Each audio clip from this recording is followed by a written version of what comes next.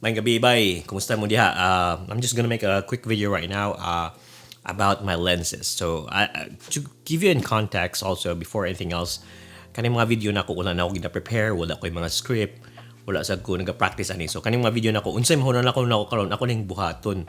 So, this video, wala ni siya script, wala everything. Also, I'm not sponsored or any way with these products that I'm going to talk to. Kani mga products nga akong i-mention karon is that I just bought them with my own money. Some of them ginahulaman ako. Like I'm using the camera right now, which is the the Canon EOS R3 with a 28 to 70 f2. This lens here, and it's really expensive, but I just borrowed that because I can't afford it. It's a very very big camera, but yeah, I used to be with Canon. I'm just trying it out. Thing also is that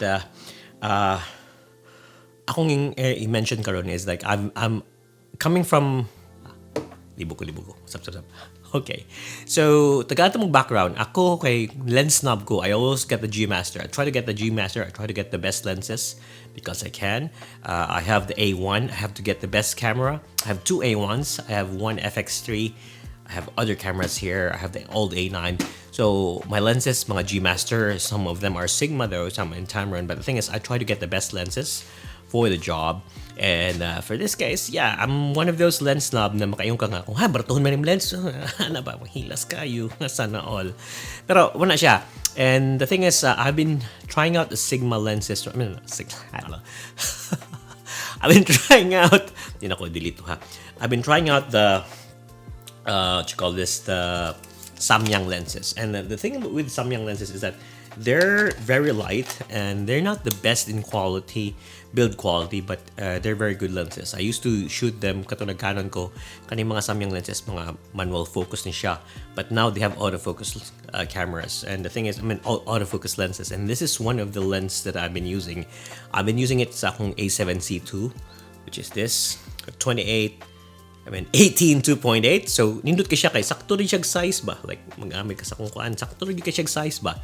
And the thing with this camera here is, this lens here this lens here is that barato siya. I got it then on a sale for around 300 Australian dollars. So it's not bad. Like this lens is full frame, so light, build quality is good. Though it's not perfect, daghan siya mga imperfections, like for example, ang iyang focusing usay mo hinay, usay sad ka nang mag-anak sa backlit, na siya gamayng chromatic aberration, but yeah, it's not perfect, but it works. It's just sharp lens. Also, kung nasa mga light sometimes, na siya ghosting, na weird colors, but as for me, di mo na ako gamiton ginana maka-extreme. If I know na mahitabo na siya, I'm just gonna try to stay away from it. So that's the best way to do it. So muna siya akong ginabuhat ani. And then right now, since daghan na kayo nagamit, daghan na ako mga uban lenses, I have the G Master 24 1.2. 1.4. Sige lang kasi piyat ang mga video. Anyway, yeah, so I have this also. It's the Samyang 24 1.8, and the good thing is light kay siya, gaan kay siya, works well with this camera, and pare siya size sa Sony 35 1.8. So sa akong pag video, I don't usually go 1.4. 1.8 is good enough, and I've been using the 35 1.8 and this one here. And mostly sa akong pag video, I usually try to use this tiny cameras if I can. But kung for works like weddings and everything else, we try to use the kanang among ginagamit kay kanang mga frame rate nga 4K 4K 50 or 4K 60.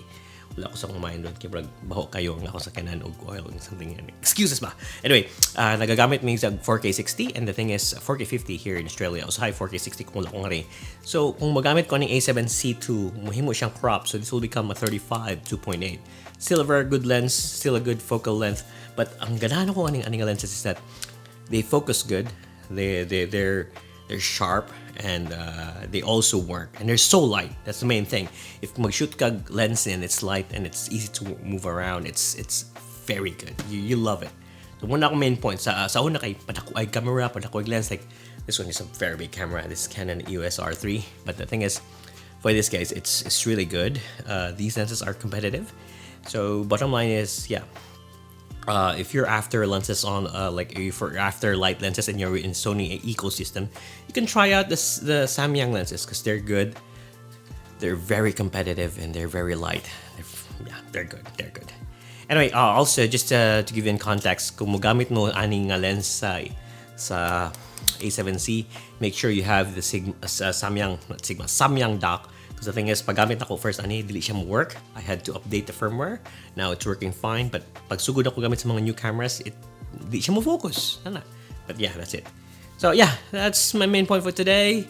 Again, I'm not sponsored anyway with this lenses and this camera and whatever.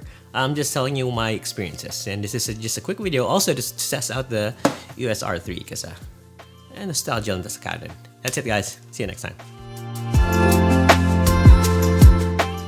Jugo ko get over ba? Tanawa good akong vlogging setup ni siya. Samyang 18 2.8. So vlogging setup. Ano na siya. So it's really small and it's really nice to use. So when you're vlogging setup, it's gonna look like that. Yeah. So sulod rin mo ulo. Ano siya. So yeah, it's really good. So light, so good.